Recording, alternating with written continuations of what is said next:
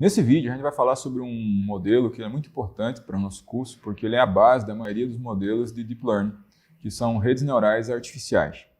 Então, como a gente viu nos vídeos anteriores, basicamente, um conceito básico associado a redes neurais artificiais é o Perceptron, a primeira proposta associada a esse modelo, cujo objetivo é implementar de uma forma automática um classificador linear que pudesse aprender a partir de exemplos, né? E como a gente viu, um classificador linear, uma função linear associada a uma separabilidade linear, está associada a eu ter um espaço n-dimensional e construir um hiperplano ou uma reta de separação que subdivida esse espaço e permita que eu consiga categorizar dois agrupamentos ou dois grupos de dados.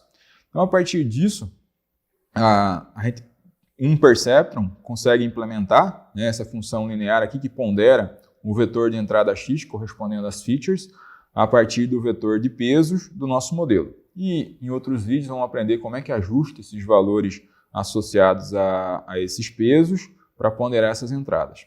Mas uma parte importante desse vídeo de motivação é como funciona o conceito associado a eu ter mais do que um neurônio, ou mais do que um peso associado a uma separabilidade.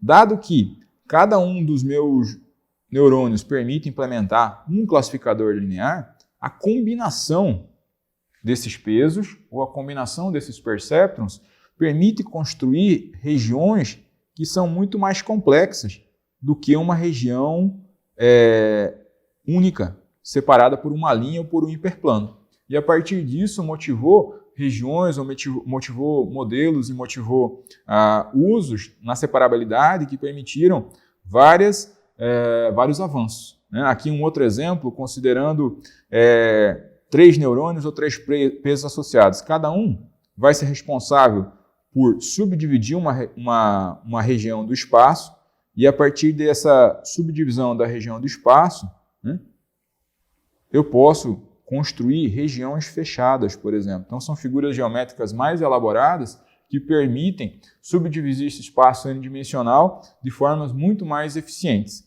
Então, transformou um classificador linear, que era somente um Perceptron, em uma ferramenta de mapeamento espacial, ou n-espacial, né, n-dimensional, de um classificador muito poderoso. Então, diferente de um outro classificador como o SVM, cujo objetivo é aumentar a quantidade de dimensões para tentar tratar o problema no espaço de maior dimensionalidade como um problema linear, aqui a gente quer subdividir o espaço, né, baseado em uma quantidade de perceptrons que vão mapear uma reta isolada e dividir esse problema, né, ou localizar cada um dos pontos ou desse espaço n-dimensional numa separabilidade, né, mais complexa. Então, cada um desses perceptrons funciona como um extrator de característica e cada um também pode funcionar como uma combinação desses extratores, né, ou a combinação desses extratores pode funcionar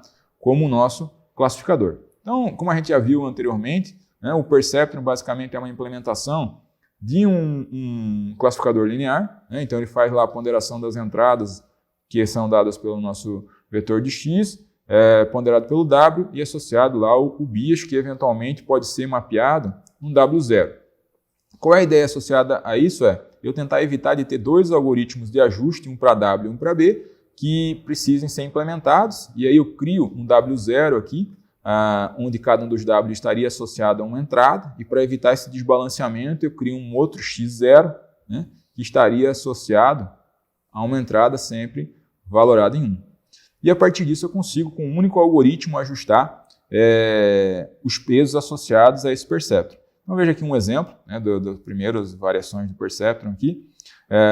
Eu tenho aqui cada um dos pesos associados a uma entrada, né, então essa entrada que varia de x1 até xn, né, e eu tenho lá um peso novo que seria o W0, que está associado aqui a um valor constante, né, que seria lá o nosso x0, e esse parâmetro esse peso é adicionado aqui no vetor de Ws e é otimizado de forma conjunta com os valores dos pesos. A partir disso a gente tem uma soma, né, dessa ponderação, então cada um dos Ws aqui está ponderando a entrada, eu tenho um somatório e uma função de ativação que corresponde a se esse valor vai ser 0 ou 1, tentando resolver essa dicotomia, dado que é um classificador linear, ele trata uma dicotomia entre duas classes. Então, o que a gente faz aqui, basicamente, né, utilizar essa função de transição, e essa função de transição aqui, ela vai estabelecer qual dos dois valores vão ser classificados, se é o valor associado a uma classe, um valor associado a outra, né? Então, normalmente, se o valor é positivo, eu associo a classe 1, por exemplo, se o valor é negativo, eu associo a classe 0, ou a classe 1 ou a classe menos 1, depende da superfície de mapeamento. E o treinamento associado a esse perceptron, e esse foi uma dos grandes avanços, né, que permitiram esse tipo de algoritmo ser muito utilizado, né, eu consegui ajustar esses pesos. No primeiro momento, a gente ajustava ele manualmente, era um serviço bem trabalhoso, na medida que eu aumentava a quantidade de entradas ou dimensões do problema, mas a regra delta proposta no princípio foi tentar ajustar essa superfície de erro, ou essa saída associada a cada um dos exemplos que eram dados como entrada. Então eu tenho lá uma entrada, pondero aqui por um valor de pesos aleatórios, tanto para W quanto para o W0. Essa ponderação aqui é somada, passa por um threshold, que seria aqui uma função step, para definir se o valor seria positivo ou negativo, né, ou maior que 0 ou menor que 0, e a partir disso eu vejo a distância associada ao erro desejado, e o que eu faço? Faço um ajuste baseado de forma supervisionada. Então eu tenho lá a saída associada ao meu perceptron, tenho a saída desejada associada a esse perceptron, uma taxa de aprendizagem, que vai indicar qual seria a velocidade de ajuste, e isso ponderado pelo meu vetor de entrada. Então, quando eu errar, o que vai acontecer? Quando eu fizer esse ajuste, ele vai na direção contrária da posição atual, então vai fazer com que a reta, se tivesse essa inclinação, eventualmente iria para essa outra direção aqui, para tentar eventualmente corrigir esse erro e classificar corretamente esse padrão que foi incorretamente classificado. Esse processo continua de forma iterativa até eu não obter mais nenhum erro de classificação.